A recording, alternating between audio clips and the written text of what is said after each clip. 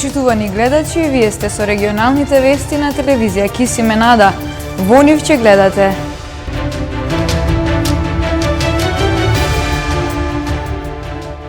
како функционира пунктот за земање брисеви при клиничката болница во Тетово? Сторија на Кисименада.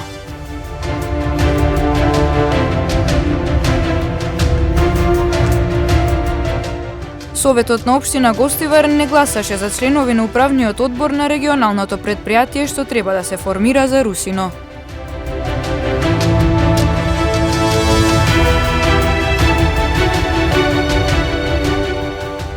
Стипендии за децата со попреченост, проект на Фондацијата за културни и образовни иницијативи Чекор по чекор.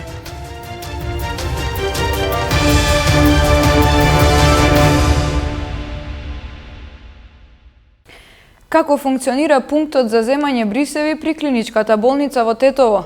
Тимот на лекари и техничари се секојдневно во заштитна опрема извршувајќи задачата за земање брисеви од лицата суспектни на COVID-19. Како изгледа еден нивен работен ден и колку е тешко да се издржат часови поминати во заштитна опрема? Погледнете од нашата сторија. Ова е пунктот каде што се земаат брисевите на пациентите суспектни за COVID-19. Со заштитни маски на себе, дојдовме да разговараме со лицата задолжени за земањето брисеви. Влезот во пунктот не е дозволен. Ни дадоа ракавици и се поздравивме на нов начин, кој ни го налага ситуацијата. Ова е доктор Мумин Селмани, кој постојано е облечен во скафандер, заштитна маска, очила и 2 пара ракавици. Пунктот е изолиран од остатокот на клиничкиот центар и постојано се дезинфицира. Брисевите се земаат според закажаните термини. Работата е деликатна и напорна, но најважно е човечкото здравје, а и се навикнавме, вели доктор Селмани. Прво, значи, се облекуваме со соодветни скафандери кои се за една употреба, соодветни маски, N95, научари, визири, кои сите се тие во располагање на центарот. После почнуваме со пациентите. Тука имаме, значи, одлично место за, значи, држење на дистанца околу 2 метра помеѓу пациентите и еден по еден ги земаме брисеви. После брисевите се спремаат во вториот дел, значи се ставаат во соодветни медиуми на брисевите кои се за транспортирање и ги пратиме во Скопје. Доктор Селмани ни објасни и како функционира пунктот за земање брисеви, кој е отворен од самиот почеток на пандемијата. Пунктот ни е поделен на 3 дела. Во првиот дел прием на пациенти се прави, а другите 2 дела се во асептични услови каде ги спремаме брисевите. Пациентите кои закажале термин преку матичните лекари, преку мој термин, сомнителни кои содржат сомнителни симптоми за COVID-19, тука потпишуваат изјава дека ги исполнуваат алгоритамот на епидемиолошкиот алгоритам за тестирање. Од 23 март до денеска имаме околу 2233 пациенти, а од тие околу 600 позитивни на COVID-19 тестот направен преку PCR молекуларната метода. Луѓето се некогаш исплашени, но сепак добро подготвени од страна на матичните лекари. Објаснети им се сите детали, вели техничарот Стево Момировски, кој работи рамо до рамо со доктор Селмани. Ги охрабрува сите кои ќе дојдат во пунктот да не се грижат, оти целата постапка трае околу 10 минути. Оној првиот момент кога ќе не видат во заштитна опрема малку им е непријатно, меѓутоа потоа нема проблем, се опуштени. Манипулацијата е кратка, значи земаме брисеви од нос и од грло. И после тоа ние техничарите ги припремаме во медиум и ги спремаме за транспорт. Би сакал да напоменам дека пациентите релативно излегуваат од тука задоволни. Ме разбирате, затоа што кратко се задржуваат. Временскиот интервал од приемот на еден до друг пациент е скоро 10 минути, така да ние имаме време да смениме дел од опремата како што е за употреба на раквици, да го стерилизираме просторот. Би ги охрабрил на еден начин пациентиве, сите што исполнуваат дел од алгоритамот, нели, слободно да дојдат подобро да се открие отколку да се шири без да знаеме, нели? Манипулацијата е многу, нема да речеме едноставна, меѓутоа многу кратка и не е болна. Така да слободно може да ги охрабриме секој што ќе осети симптоми, што ќе се јави кај матичниот доктор, да нема никаква вознемиреност или доза на резерва, слободно може да дојдат, ќе бидат примени, соодветно третирани. Иако извршуваат специфична работа, овој тим успева да го задржи ентузијазмот. Еве 6 месеци сме во секој ден речиси во скафандери, под скафандерот е, значи е тешко, значи остануваме цел ден со скафандер, не можеме значи со без скафандер да излегуваме или да влегуваме и се потопиме, значи цел ден во ова време, но најбитно е човечкото здравје и што побрзо да се надмине ова кризната состојба. Посветени сме, се навикнавме, нели, ние сме сепак професионалци со години, еве тука со искуство.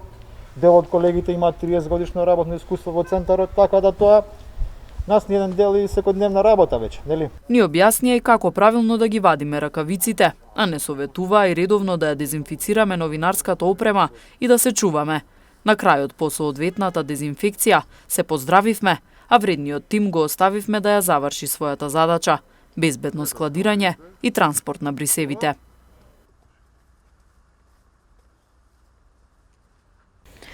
Советот на општина Гостивар не гласаше за членови на управниот одбор на регионалното предпријатие што треба да се формира за Русино.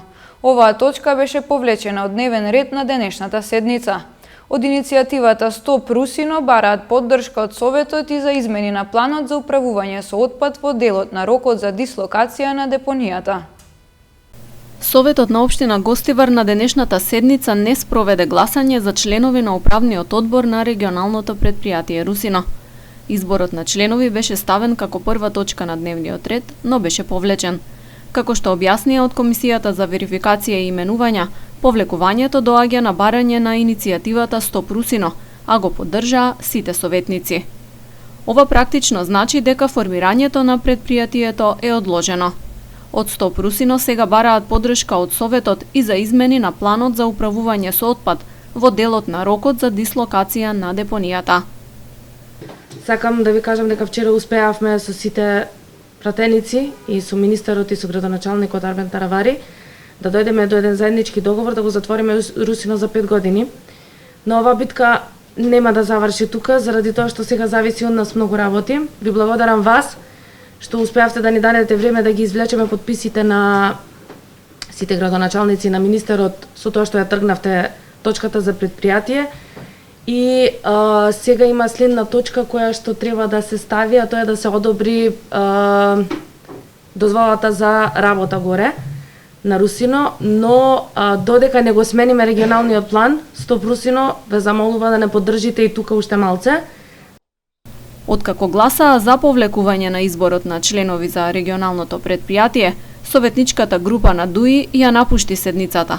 Рекоа дека тоа го прават во знак на поддршка за нивната колешка советничка Бурбуке Емини, која без законско образложение била отпуштена од работа, односно не е бил продолжен договорот за работа како наставничка. Од општинскиот сектор за образование пак нагласија дека процедурите при ангажман на просветен кадар доследно се почитуваат. Денес се случија и промени во составот на Советот. На местото на Арафат Шабани од Беса, кој стана заменик министер за образование, како нов член дојде Насрие Велиу. На денешната седница беа разгледани и усвоени барањата на училиштата за начинот на одржување на наставата, како и неколку одлуки за легализација на дивоградби. Биди ин, биди инклузивен, биди инклудиран е проектот кој го спроведува Фондацијата за културни и образовни иницијативи чекор по чекор на национално ниво. Предвидено е доделување на стипендии во вредност од 50 евра за деца со попреченост кои следат редовна настава. Повеќе детали од разговорот со менаџерот за комуникација Денис Сулејман. почетокот на септември, од 1 септември, започна со реализација проектот Биди Ин, Биди Инклузивен, Биди Инклудиран, кој што го спроведува Фондацијата за културни и образовни иницијативи Чекор по Чекор, во соработка со две други здруженија. Едното е тука локално од Тетово, се вика Хендимак, и здруженијето Инклузива од Куманово.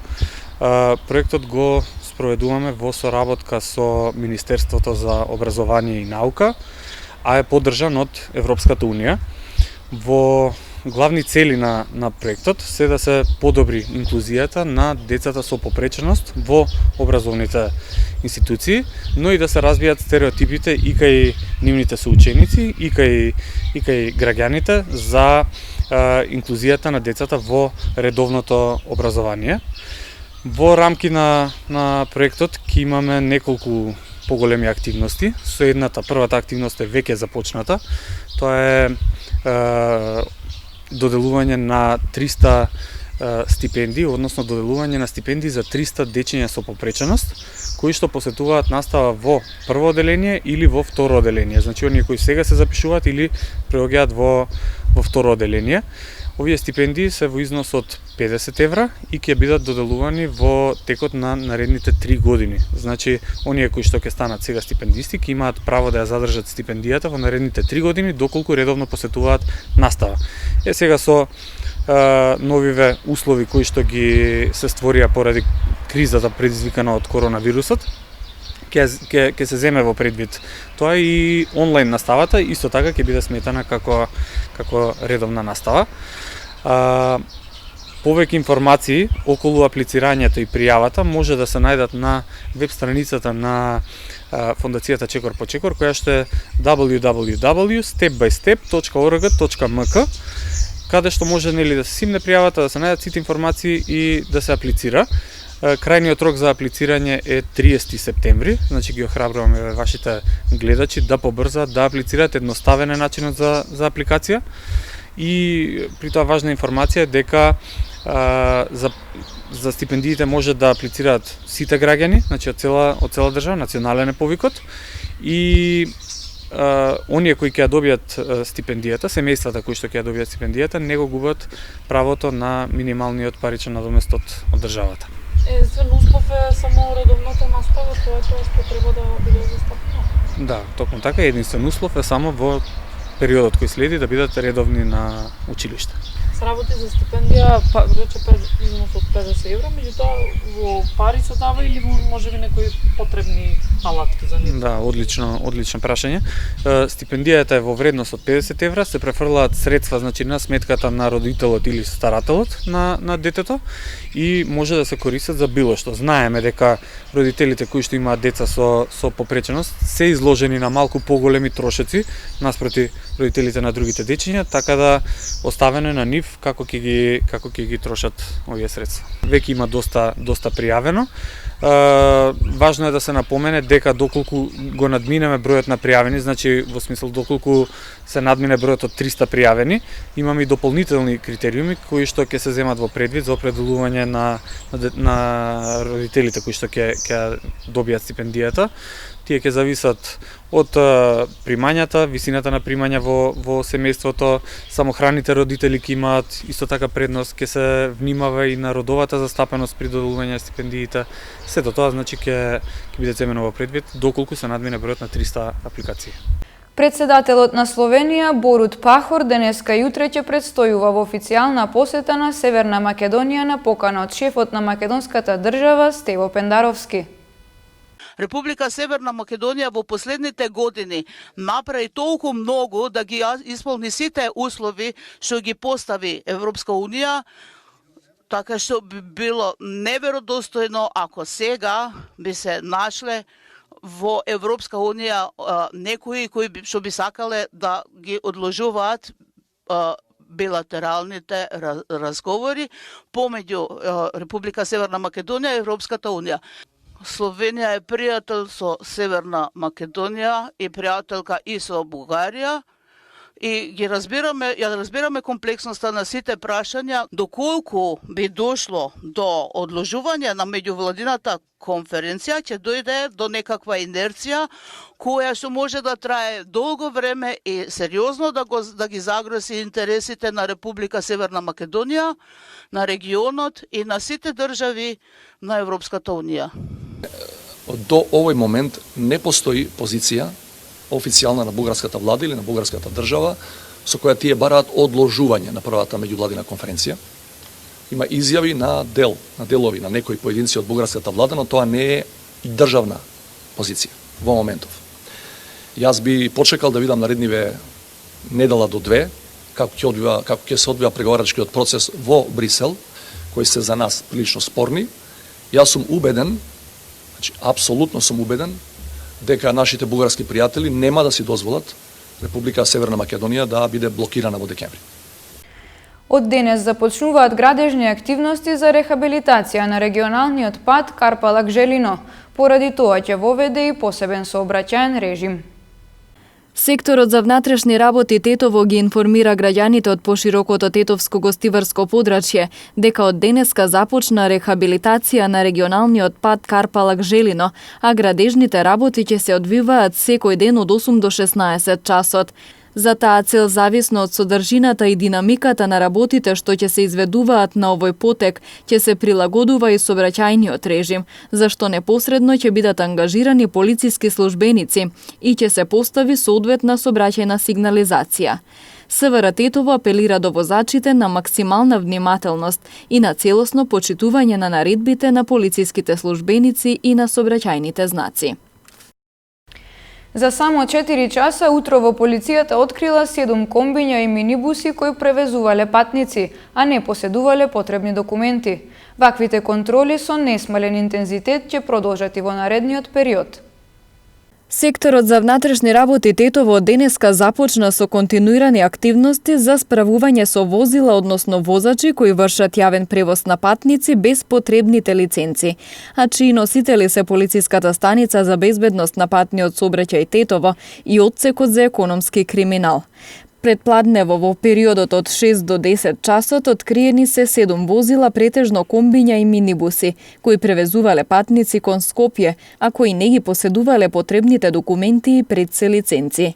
На собствениците на овие возила ќе им бидат изготвени соодветни поднесоци согласно кривичниот законник, во кои се предвидени ригорозни казни. Сите мерки се планирани и координирани од јавен обвинител и со несмален интензитет ќе продолжат и во наредниот период, со цел да се воспостави поголем ред и безбедност во јавниот превоз на подрачјето и да се спречи нелојалната конкуренција во оваа област.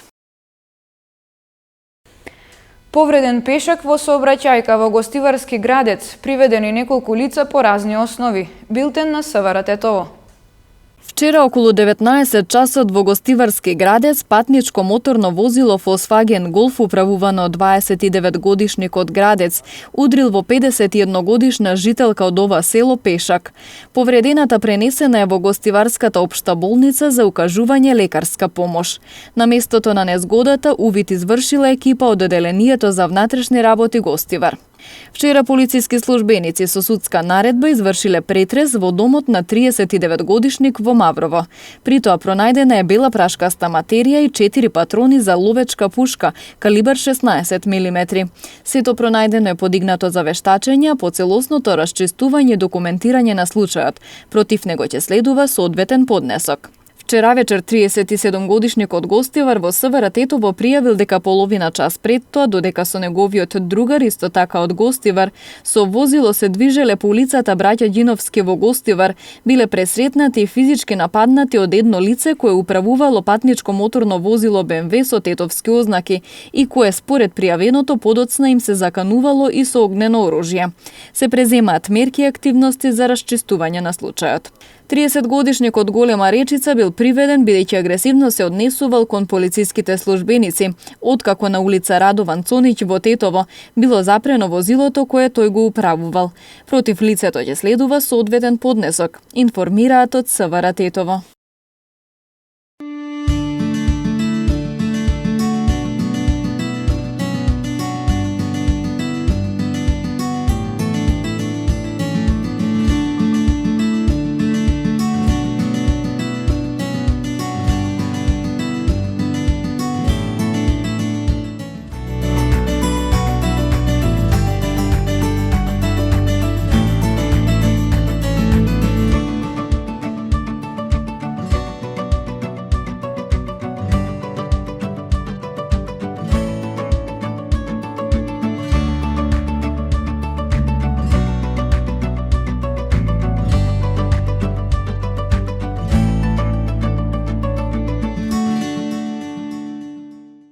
Почитувани гледачи, тука е крајот на регионалните вести. Ви благодариме на вниманието и останете со нашата програма.